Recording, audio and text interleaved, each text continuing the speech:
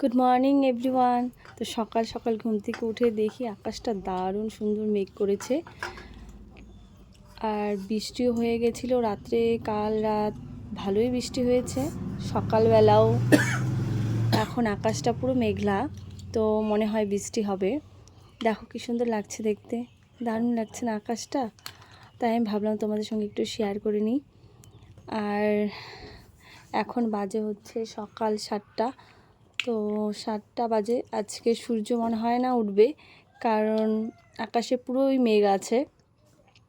কিছুটা টাইম আগেই বৃষ্টি হয়ে গেছিলো, আর এখন দেখো, এখন মাঠের ঘাসগুলো একটু একটু করে ভালো হচ্ছে। তারপরে আমি বাসনগুলো নিয়ে বসে পড়লাম, একটু বাসনপত্রগুলো মেজে নিই, কারণ কালকে রাত্রে মেজে রাখা হয়নি, দেরি হয়ে গেছিলো।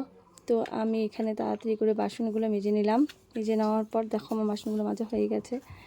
এখন আমি চলে গেলাম রান্না করতে। দেখো আমি ভাত বসিয়ে দিয়েছি। তো এখানে ভাত বসিয়েছি, আর এখানে চাল কুমড়ো ঘন্ট করছি।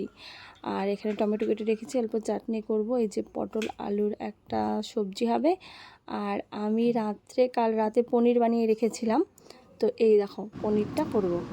আর হ্যাঁ, তোমাদের তো বলাই হয়নি, আজ আমার কাকুর বাড়িতে ছিল পুজো, তো ওখানেই যাচ্ছি। সব কাজবাজ সেরে এখন বেরিয়ে পড়লাম বাড়ির দিকে। গিয়ে দেখি পুজো তো প্রায় শেষ, মন টন তো হয়ে গেল পুরো খারাপ, কারণ বাড়িতে পুজো এত তাড়াতাড়ি কোনো বাড়ি শেষ হয় না, প্রত্যেক বাড়ি দুপুর সন্ধ্যা এরকম হয়ে যায়। এবার গিয়ে শুনি যে 8টার সময় পুজো হয়ে গেছে। যাই হোক, পুজো যখন হয়েই গেছে, এদিকে ঠাকুরকে প্রণাম টোনাম করে চলে গেলাম বৌদিদের সঙ্গে দেখা করতে। গিয়ে দেখি সব বৌদিরা বোনরা বসে সবজি কাটছে। যেটা আমার বোন, কাকুর মেয়ে, এদিকে এটা বৌদির মা ছিল, তারপর এটা বৌদি, পেছনে পিসি বসেছিল। তো ওরা সবাই ব্যস্ত ছিল সবজি কাটতে। তারপর একটু বসে ওদের সঙ্গে একটু গল্প টল্প করে নিলাম। বৌদি আসলো, বৌদিও বসে পড়লো, সবাই ব্যস্ত। ওদিকে আমার বর দাঁড়িয়ে আছে, বলল যে সবাই এত লেট করে আসলি। এদিকে আমার বোন বলছিল, কিরে এত দূর থেকে আমি চলে আসলাম, তুই এত লেট করে আসলি, এত দেরি করে আসলি, সামন থেকে আসতে পারিস না? আসলে আমার বাপের বাড়ি থেকে শ্বশুরবাড়ি থেকে বাপের বাড়ি আসতে বেশি টাইম লাগে না, সামনেই বাড়ি, তবুও তো বেরোনো যায় না, বাড়ির কাজ থাকে। আর এদিকে দেখো আরেকটা বৌদির সঙ্গে দেখা হয়ে গেল।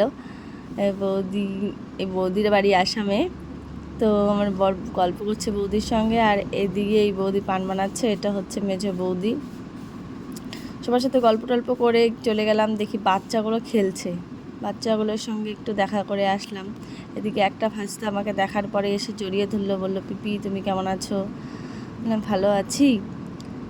তারপর ওরা আবার ব্যস্ত হয়ে গেল খেলাতে। দেখো কিছুক্ষণ পরে ঘুরে এসে দেখি ওদের কত সবজি কাটা শেষ। যাই হোক, ওরা সবজি কাটছে। তারপরে এদিকে হচ্ছিল আম মাখা। তো আম মাখা টাখা খেয়ে ওরা এখন আমাকে বলছে, তুই এত দেরি করে আসলি, এখন তুই কচু কাট।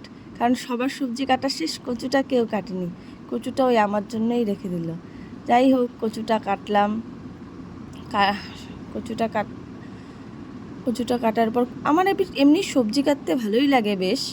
তারপর কচু টচু কেটে একটু বাইরে চলে গেলাম। এদিকে ছিল বোন, বললাম চল একটু মজা করে নিই। এদিকে একটু রিং রাখা ছিল, দুজনে মিলে একটু রিংয়ের মধ্যে হাঁটাহাঁটি করছিলাম, বেশ মজাই লাগছিল। বাপের বাড়ি আসলে মনটা একদম বাচ্চা বাচ্চা হয়ে যায়, কারণ হচ্ছে মনে হয় পুরনো স্মৃতিগুলো পুরো ফিরে আসে।